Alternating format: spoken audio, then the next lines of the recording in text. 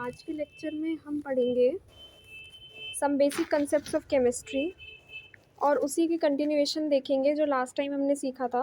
Last time हमने accuracy, precision, significant figures, rounding off the figures और इनके बारे में थोड़ा थोड़ा बेसिक नॉलेज ले लिया था। अभी हम क्वेश्चंस मैं आपको कराऊंगी, वो अलग से दूंगी, अलग वीडियोस के थ्रू। वो क्वेश्चंस आप सॉल्व कर लेना and you will be getting the crisp of that topic. तो आज का जो हमारा टॉपिक है बेसिकली वो होगा physical quantities and their SI units.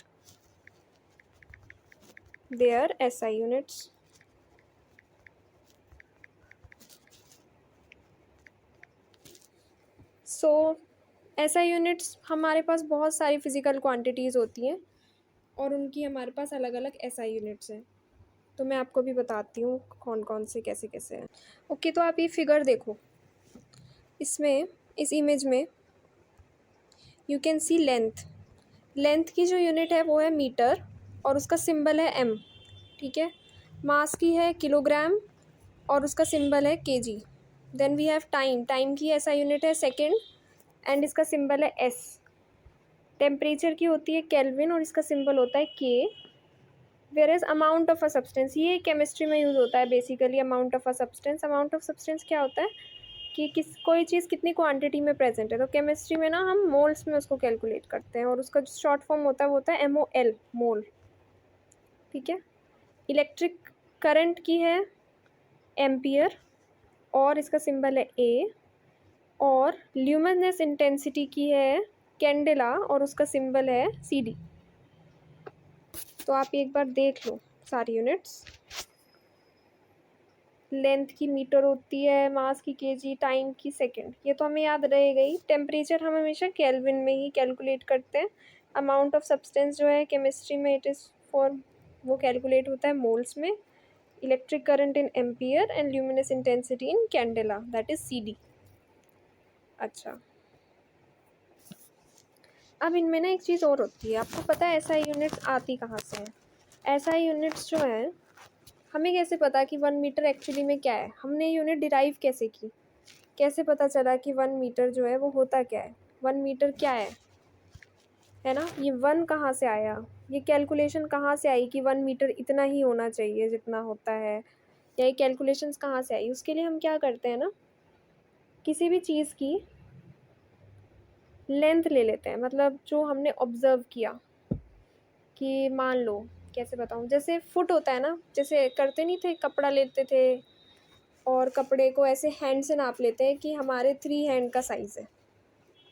उस तरह से हमने क्या किया, कोई भी एक फिनोमिना ऑब्ज़र्व किया, उसकी वैल्यू जितनी भी आई, वो पूरी जितनी भी लेंथ थी उसे 1 मीटर कंसीडर कर दिया और उसके थ्रू फिर उतनी, वो कितनी बार रिपीट हो रहा है उसको हमने 2 मीटर, 3 मीटर, 4 मीटर ऐसे हमने कंसीडर किया है। तो इन सब की ना एक पर्टिकुलर डेफिनेशन है कि 1 मीटर क्या होता है, 1 केजी क्या होता है, 1 सेकंड क्या होता है, ये क्या चीज़ें हैं। और उसके बाद में वो कितनी बार रिपीट हो रही है इतनी इतनी लेंथ, या कितनी बार रिपीट हो रहा है ये टाइम, वो हम 2 सेकेंड, 3 सेकेंड, 4 सेकेंड ऐसे आता है। मतलब एक यूनिट को, ये मीटर क्या है, 1 मीटर क्या है, वो हमें कहीं ना कहीं से हमने उसे ऑब्ज़र्व किया है, किसी न किसी नेचुरल फिनोमिना से या कुछ, कोई भी एक्सपेरिमेंट के थ्रू हमने एक वैल्यू कंसीडर कर ली फाइनल। ठीक है, अभी मैं आपको थोड़ा सा समझाऊंगी, डेफिनेशंस दूंगी सब चीज़ों की, तो थोड़ा बेटर अंडरस्टैंड कर सकोगे आप लोग।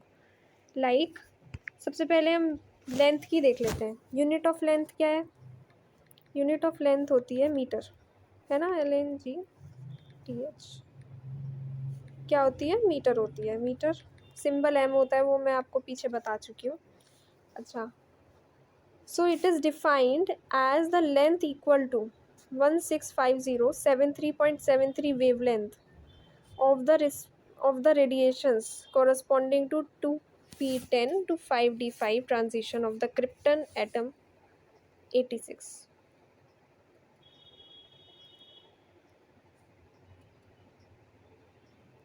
ठीक है, अब देखो, समझो इसको। 1 मीटर क्या होता है? मीटर क्या है? इट इज़ डिफाइंड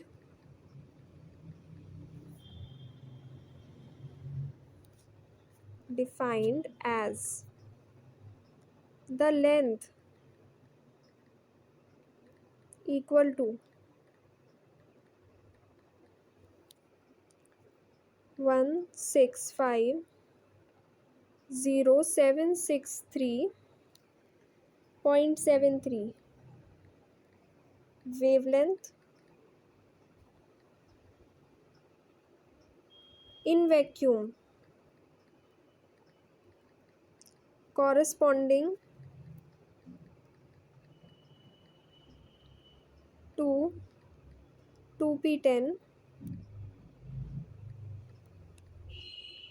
से 5d5 transition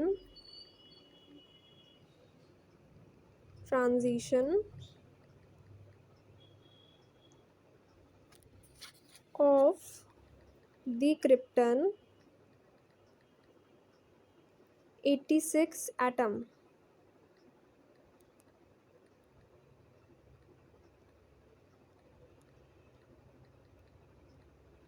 अच्छा, ये एक बहुत लंबी सी वैल्यू आप देख सकते हो यहाँ पे ना। ये क्या है इतनी लंबी सी वैल्यू? क्या हुआ, हमने क्या किया, क्रिप्टन एक एटम होता है, सबको पता है। एटम्स में क्या होते हैं? इलेक्ट्रॉन्स होते हैं। अब ना ये ऑर्बिट्स वाला कॉन्सेप्ट है, 2p5 2p10 टू 5d5। ये समझ लो कि ये ना ऑर्बिट्स के नाम है, जो ऑर्बिट्स में इलेक्ट्रॉन रिवॉल्व करते हैं ना। तो जब इलेक्ट्रॉन एक ऑर्बिट से दूसरे ऑर्बिट में जंप करते हैं तो ना क्या होता है, वो सर्टेन ना एक तरह से एनर्जी लिबरेट करते हैं, एनर्जी जो है रिलीज़ करते हैं। और उस एनर्जी की जो वो रिलीज़ हुई, वो एनर्जी लाइट के फॉर्म में कैसे भी रिलीज़ होगी, उसकी कुछ सर्टेन वेवलेंथ होती है, ठीक है। तो वो वेवलेंथ हम कैलकुलेट कर सकते हैं कि कितनी आ रही है। सो ये इतनी आ रही थी वेवलेंथ, ठीक है। वैक्यूम में, वैक्यूम मतलब एयर हमने उस जगह से रिमूव कर रखी है। जब ये वाला जब एटम इस वाले ऑर्बिट से इस ऑर्बिट में जंप कर रहे हैं, तब ऑर्बिट के नाम है ये, अभी तो इतना ही समझ लो। और किस एटम के लिए? क्रिप्टन एटम के लिए। क्रिप्टन एटम के लिए जब 2p10 से 5d5 में एटम का ट्रांजिशन होता है तो एक वेवलेंथ रिलीज़ होती है। उस वेवलेंथ की वैल्यू इतनी है, और इस वेवलेंथ पे जो डिस्टेंस है उसे हमने 1 मीटर कह दिया, ठीक है। इसे ही हमने 1 मीटर कहा है। यही डिस्टेंस 1 मीटर है।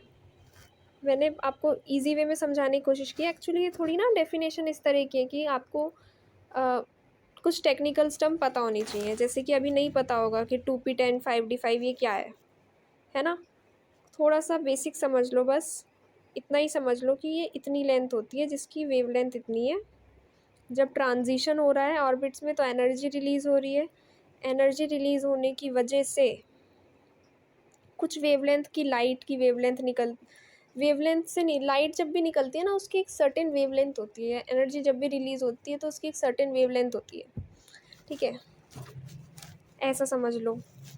तो वो इतनी वेवलेंथ आ रही है जितनी आपको यहाँ दे रखी है, ठीक है। तो ये वाला जो डिस्टेंस है ना, जब इसमें ये सारी चीज़ें हो रही होती हैं क्रिप्टन एटम में, इन कंडीशंस पे उसको 1 मीटर कंसिडर किया गया। यहाँ से 1 मीटर आया। ये एक नेचुरल फिनोमिना है कि इलेक्ट्रॉन्स एक जगह से दूसरी जगह जंप कर रहे हैं, एक ऑर्बिट से दूसरी जगह जंप कर रहे हैं, हम करवा भी रहे हैं, चलो ठीक है। उसकी वजह से कुछ कुछ रेडिएशंस एमिट हो रही हैं, उनकी कुछ वेवलेंथ आ रही है ना, ये सब कुछ हो रहा है ना। उसी चीज़ को हमने 1 मीटर कंसिडर किया। आई होप आपको समझ आ गया होगा, नहीं तो आप एक बार और फिर से सुनोगे रिवाइंड करके तो बेटर अंडरस्टैंडिंग हो जाएगी। अच्छा, ठीक है। इंडिया में क्या किया गया ये भी आप देख सकते हो, फॉर नॉलेज ओनली, याद नहीं करना है ये वाली चीज़। इन इंडिया फॉर कन्वीनियंस, समझना, कन्वीनियंस अपने आप में एक वर्ड है, ठीक है। फॉर कन्वीनियंस दिस डिस्टेंस, ये जो ऊपर हमने डिस्टेंस पढ़ा ना वेवलेंथ वाला, इसको ना हैज़ बीन एनग्रेव्ड, इसकी ना एक लाइन खींच ली, कहाँ पे, on a certain platinum iridium bar and preserved at the National Physical Laboratory in New Delhi। समझ रहे हो? इसका क्या किया गया है, जो डिस्टेंस था ना वेवलेंथ वाला, इसको नाप लिया हमने, है ना, 1 मीटर के इक्वल होगा ऑब्वियसली, इसी को बोलते हैं 1 मीटर। इस डिस्टेंस को हमने किसी चीज़ से नाप लिया, समझ लो कि एक रोप की मदद से, धागे की मदद से जैसे 10th में नहीं करते थे टोपोग्राफी में, उस तरह से, है ना। उसके बाद में इसी डिस्टेंस को ना एक प्लैटिनम इरिडियम से बना सिलेंडर है, उस पर एंग्रेव कर दिया, मतलब उतना डिस्टेंस हमने मार्क कर दिया, और ये फिज़िकल लेबोरेटरी न्यू दिल्ली में प्रिजर्व करके रखा हुआ है अलग से, कन्वीनियंस के लिए सिर्फ, और कोई चीज़ नहीं है इसमें। ठीक है, ये जनरल नॉलेज की बात है, आपको तो सिर्फ याद रखना है यूनिट ऑफ लेंथ मीटर होती है, और अगर ये डेफिनेशन याद कर लोगे बहुत अच्छा रहेगा, नॉलेज अच्छी रहेगी आपकी। और अगर नहीं हो पा रहा है तो बस थोड़ा सा ना आइडिया रखो कि क्रिप्टन 86 एटम का ट्रांजिशन के थ्रू ये डिस्टेंस आता है, ताकि अगर इस तरह का बाई चांस कोई क्वेश्चन आ जाए, इसमें नहीं आएगा वैसे, नीट और जेई में मे बी बाई चांस आ सकता है, तो आपको थोड़ा सा आइडिया होना चाहिए। क्योंकि अगर आप कॉम्पिटिटिव एग्ज़ाम्स की प्रिपरेशन कर रहे हो, लाइक सीयूईटी की भी करोगे, तो आपको ना आपके कॉन्सेप्ट क्लियर होने चाहिए, उसके लिए ये सारी चीज़ें पढ़ना इंपॉर्टेंट है। अदरवाइज़ ऐसा कुछ नहीं है कि बिना, अगर आप नहीं समझोगे या नहीं लर्न करोगे तो बहुत बड़ी कोई प्रॉब्लम हो जाएगी, बट स्टिल कॉन्सेप्ट क्लियर जितने ज़्यादा होंगे उतना ईजी पड़ेगा आगे चल के, अदरवाइज़ बहुत दिक्कत होगी। सेकंड आता है unit of mass. Unit of mass है हमारा किलोग्राम और KG. Kilogram unit of mass होता है, और इसको क्या डिफाइंड किया गया, it is defined as the mass of the international prototype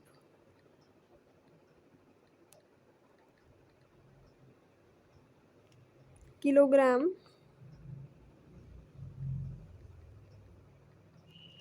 preserved at the International Bureau of Weights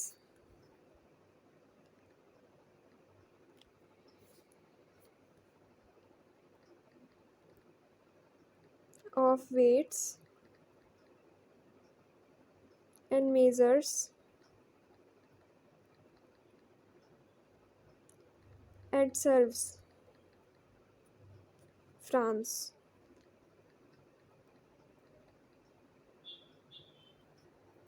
अच्छा, ये ना थोड़ा सा ऐसा है, मैं आपको थोड़ा पिक्चर के थ्रू समझाऊंगी अभी, है ना, वेट। अच्छा, आप इस इमेज में देखो, अब आई होप ये इमेज दिख रही होगी आप लोगों को, है ना।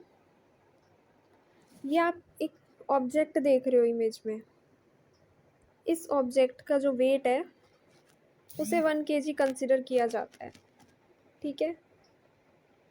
द इंटरनेशनल प्रोटोटाइप किलोग्राम, ठीक है, इस स्ट्रक्चर को 1 kg कंसिडर किया जाता है, और ये प्रिजर्व किया हुआ है अभी भी international bureau of weights and measures में। जगह का नाम है, ब्यूरो है कोई फ्रांस में, वहाँ से कंसिडर किया जाता है एज 1 kg। इसका वेट हम 1 kg मानते हैं, और जितनी बार वो यूनिट मल्टीप्लाई होएगी 2 kg, 3 kg, 4 kg, 5 kg, ऐसे ही आ जाएगा। समझने की कोशिश करना आराम से, ठीक है। So this is your 1 kg। I hope समझ आ गया होगा कि 1 kg क्या होता है। आप चाहे तो सर्च कर सकते हो कि प्रोटोटाइप ऑफ 1 kg, तो आपको इमेज फिर से आप देख लो, समझ लो उसको। तो उसका जितना वेट आया उसे हमने 1 kg माना, ठीक है। उसको अगर हमने 1000 टाइम डिवाइड कर दिया, मतलब आई मीन 1000 टाइम्स मल्टीप्लाई कर दिया, है ना, तो वो क्या हो गया, 1 ग्राम हो गया, सॉरी। अगर उसको हमने 1 kg को 1000 से डिवाइड कर दिया तो वी गॉट 1 ग्राम, ठीक है। इस तरह से हमने यूनिट्स डिराइव करी। आई होप ये समझ आ गया होगा कि 1 kg कहाँ से आया है। Then we have unit of time. Unit of time क्या होता है, seconds. Unit of time is equals to seconds.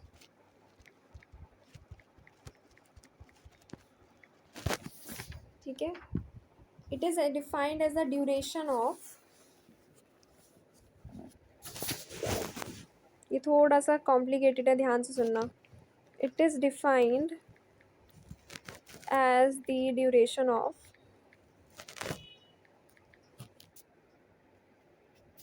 9192631 770 periods of the radiation corresponding to the unperturbed transition between two hyperfine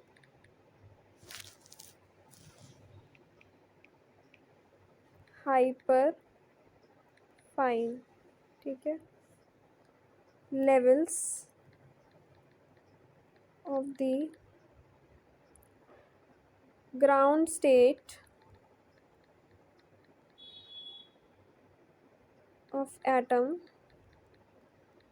cesium-133।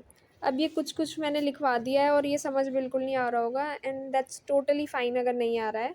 अभी मैं आपको समझाऊंगी ये चीज़ें, ठीक है, कि 1 सेकेंड एक्चुअली में होता क्या है। सबसे पहले आप ये सब कुछ लिख लो, ये जो चीज़ें हैं, और स्पेशली अगर आपको ना पहले ये चीज़ें समझ आनी चाहिए। यूनिट ऑफ लेंथ मीटर है, उसकी डेफिनेशन क्या थी, कैसे आया। यूनिट ऑफ मास किलोग्राम है, केजी शॉर्ट फॉर्म होती है, वो कैसे आया है, कहाँ से हमने पता किया है, वो इमेज वगैरह सब दिखाई है मैंने। उसके बाद हम टाइम के बारे में पढ़ेंगे, तो बिल्कुल शांत मन से समझना। तो देखो, सीजियम एक एलिमेंट होता है। सबसे पहले हमको पता होना चाहिए कि सीजियम एक एलिमेंट है, ठीक है। उसका एटॉमिक नंबर है 133। सीजियम के हमने अनडिस्टर्ब्ड,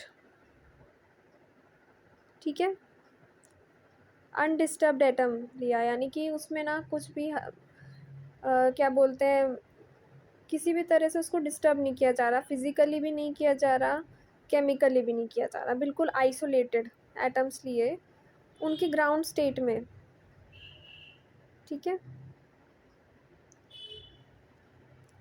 कितने पीरियड ऑफ ट्रांजिशंस होते हैं, 9192631 770 पीरियड्स ऑफ द रेडिएशन। इतनी सारी रेडिएशंस निकलती हैं, ठीक है, corresponding to the unperturbed means undisturbed transition between two hyperfine levels of the ground state of atom cesium-133, ठीक है। अनडिस्टर्ब्ड रेडिएशंस होती हैं इतनी सारी, अनडिस्टर्ब्ड स्टेट में इतनी सारे पीरियड्स ऑफ रेडिएशन निकलते हैं, और ये इतने सारे रेडिएशंस जो हैं ये कितनी देर में निकल जाते हैं सीजियम के उसमें, 1 सेकेंड में। इसको ही बोला गया 1 सेकेंड। थोड़ा थोड़ा समझ आ गया होगा, बाकी ना जैसे हम आगे चैप्टर्स पढ़ेंगे तो मैं आपको बताऊंगी कि रेडिएशन क्या है, कैसे निकल रहे हैं, ग्राउंड स्टेट एटम क्या ग्राउंड स्टेट क्या होती है, एक्साइटेड स्टेट क्या होती है। फ़िलहाल आप इतना समझ लो कि एक अनडिस्टर्ब्ड सीजियम एटम है, और उसमें वो आयन की फॉर्म में प्रेजेंट नहीं है, उसका कोई प्लस माइनस कोई चार्ज नहीं है उसमें, सिंपल सीजियम का एक एटम है, उसमें ये 9192631770 पीरियड्स ऑफ रेडिएशन जो है, ठीक है, इतनी रेडिएशंस जब आ रही हैं उसकी जो ड्यूरेशन है उसको 1 सेकंड कहते हैं।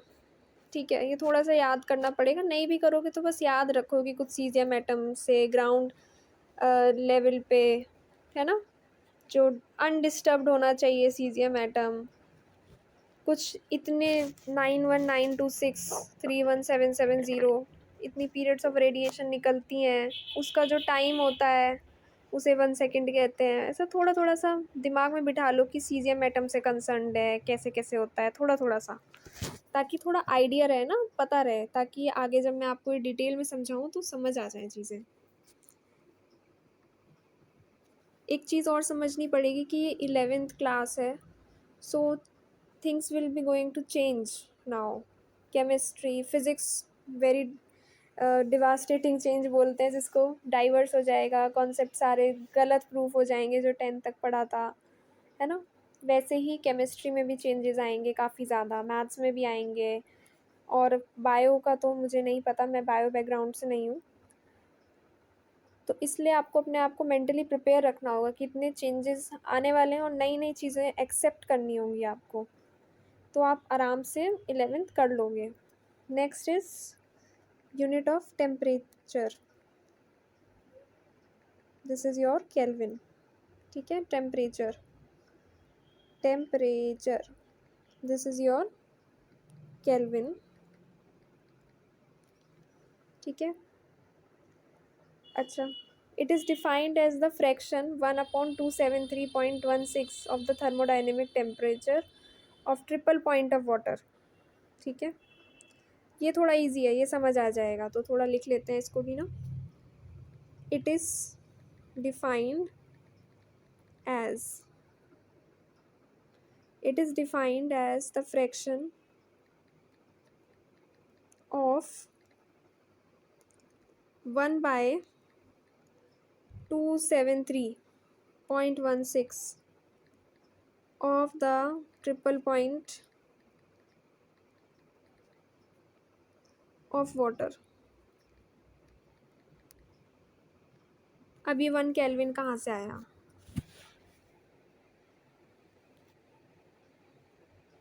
सबसे पहले मैं आपको बताती हूँ कि ट्रिपल पॉइंट क्या होता है। ट्रिपल पॉइंट होता है, जैसे बॉइलिंग पॉइंट होता है, मेल्टिंग पॉइंट होता है, वैसे ऐसे एक ट्रिपल पॉइंट भी होता होगा ना, ऐसे समझो। In at this point ice and vapour,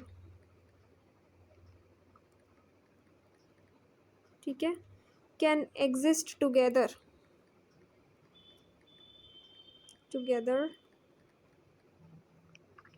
in equilibrium।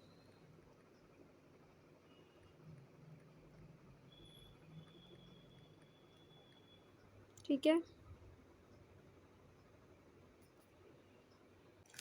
देखो ये कौन सा पॉइंट है, ट्रिपल पॉइंट वो पॉइंट होता है, इसमें ना वाटर आपको बॉईल होता हुआ भी दिखेगा, है ना, आइस जो है सॉलिड फॉर्म में वो मेल्ट होती हुई भी दिखेगी, है ना, सब कुछ एक साथ हो रहा होगा, और वो सब इक्विलिब्रियम में भी होंगे। इक्विलिब्रियम मतलब जितनी आइस का वाटर बन रहा है उतना ही क्या बोलते हैं वाटर की आइस बन रही है। इस तरह से आप मतलब एज एन एग्जाम्पल समझ लो कि इक्वली हो रहा है प्रोसेस। अगर एक फेज़ से दूसरे फेज़ में चेंजेस आ रहे हैं तो दूसरे से पहले फेज़ में भी आ रहे हैं।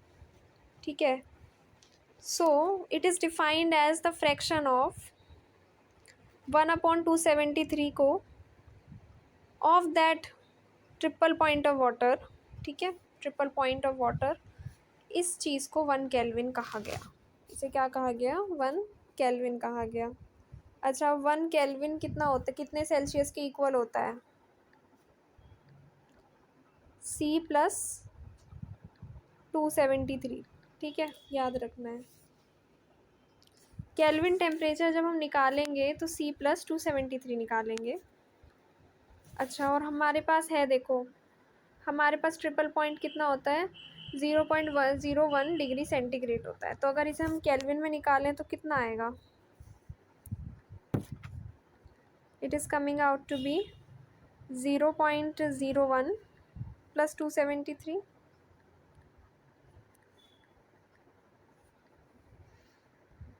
रफली ये 273.01 ही आ जाएगा, मतलब 273 आ रहा है ना अप्रॉक्सीमेटली। केल्विन इक्वल्स टू 273 के। ट्रिपल पॉइंट की बात हो रही है, ट्रिपल पॉइंट कहाँ है वाटर का केल्विन में, ठीक है।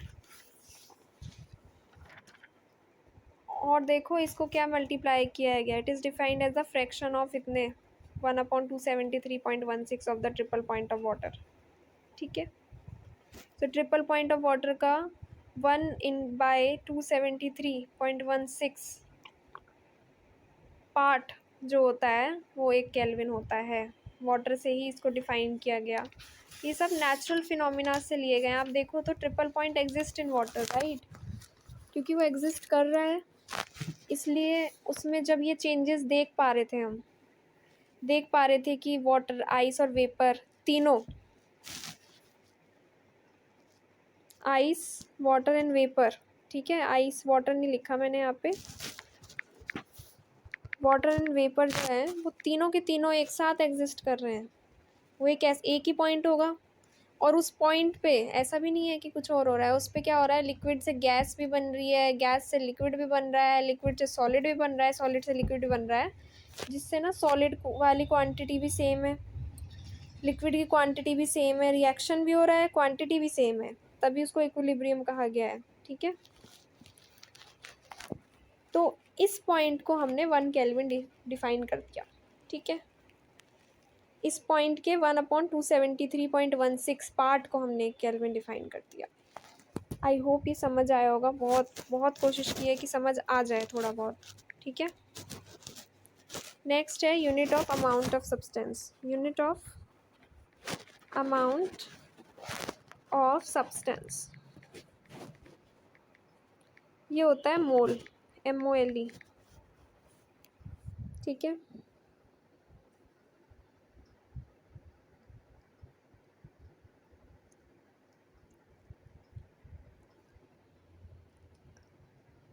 इसको कैसे डिफाइन करोगे आप? इट इज़ डिफाइंड एज, कैसे करोगे ये आपने 10th में भी पढ़ा होगा कि 1 मोल कैसे डिफाइन होता है। So please comment down below if you know the answer, otherwise कोई इशू है तो आप मुझसे पूछ सकते हो। Thank you for watching this video. आगे की वीडियो में ही हम ये जो स्टैंडर्ड यूनिट्स हैं इन्हें डिस्कस करेंगे, और उसके बाद पता करेंगे कि what is a derived SI unit, और मैं आपको क्वेश्चंस भी कराती रहूँगी साथ में। आई होप आपको थोड़ा बहुत समझ आया होगा ये वीडियो, और आप इन सब चीज़ों को एक बार आप गो थ्रू करना खुद से। नोट्स तो बना ही लिए होंगे, लिखवाया है इतना सारा। Thank you for watching the video, and please to subscribe to my channel and hit the bell icon, ताकि आपको टाइम टू टाइम वीडियोज़ मिल सकें। Thank you guys.